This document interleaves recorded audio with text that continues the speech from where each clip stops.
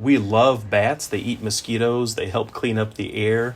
They're part of our communities. They're flying mammals. They're super cool.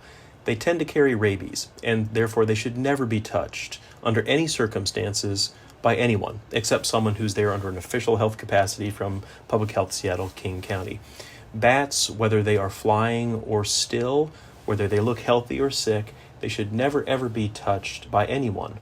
If people come into contact with a bat, they should really seek medical evaluation with their physician, with their healthcare provider. It's not an emergency that has to happen necessarily in the middle of the night if it's just a simple contact.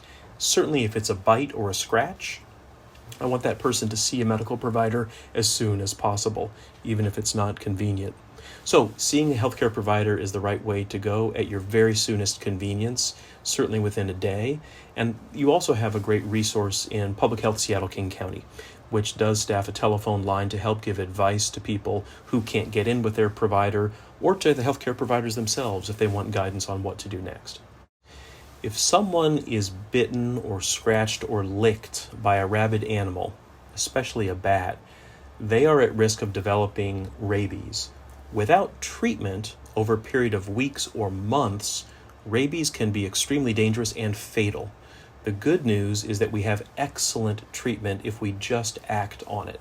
So if you get with your healthcare professional, tell them exactly what happened. If it's determined that this was a high-risk exposure, we have very good treatments which are extremely effective at preventing clinical rabies. The only time when people in this country die of rabies is when they don't act on the realization that they've been bitten, or if they just don't realize that it's happened in the first place. It's getting hot out there. I think people are sick and tired of being cooped up inside. We all love having our windows open, especially on a nice summer night. And I think that's great. Very helpful to have a screen on that window, not only to keep out the mosquitoes and the insects, but keep out bats. And then the other thing to emphasize, especially with young children who are so curious, they love the natural world.